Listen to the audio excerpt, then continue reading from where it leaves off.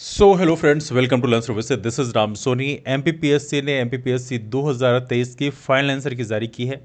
Final answer की में कई बदलाव किए गए हैं, जैसे कि यहाँ पर 5 क्वेश्चन ऐसे हैं जहाँ पर एक से अधिक आंसर सही किए गए हैं, मतलब 2 आंसर सही किए गए हैं, और एक क्वेश्चन ऐसा है जिसको डिलीट किया गया है। मतलब कुल मिला के 6 क्वेश्चन हैं जहाँ पर एक बड़ा बदलाव किया गया है।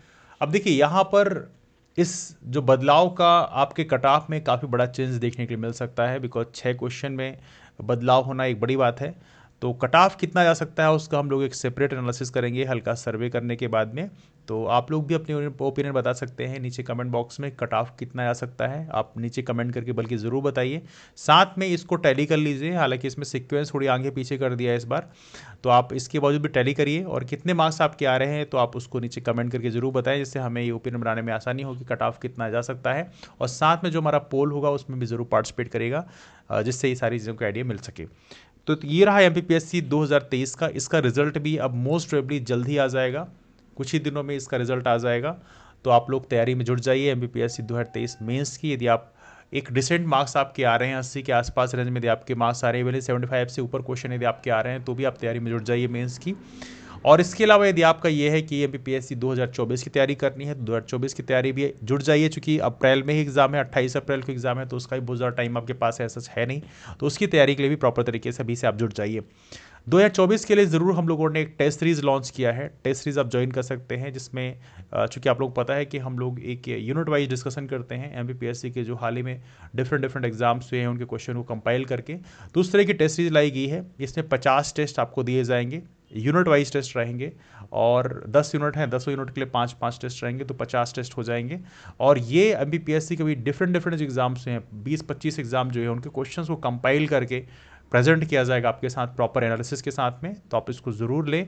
इस टेस्ट सीरीज़ की इन्फॉर्मेशन आपको हमारे नंबर पे मिल जाएगी। नंबर है 8826033084। इस नंबर पे सिंपली व्हाट्सएप या टेलीग्राम में आपको मैसेज करना है कि I want to join MPPSC 2024 test series, तो वहाँ पे सारी इन्फॉर्मेशन आपको दे दिया जाएगा, है ना।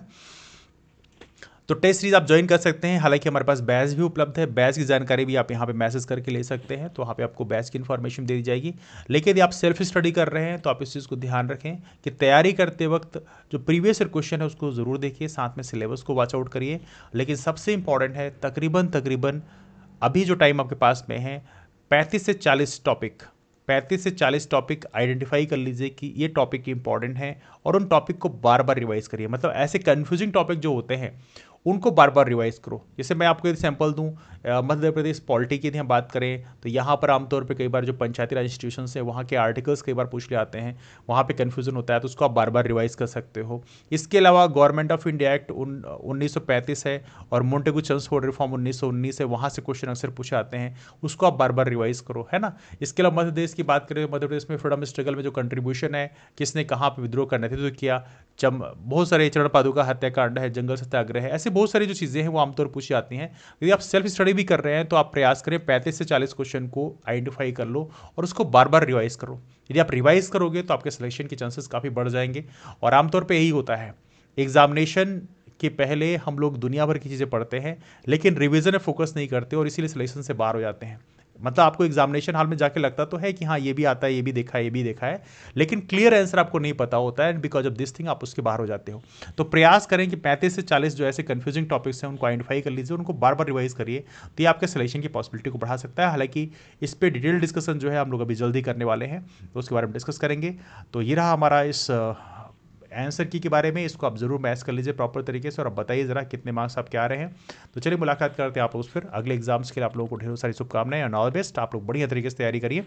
मुलाकात करते हैं फिर, तब तक के लिए bye, take care, have wonderful day, keep power and take care.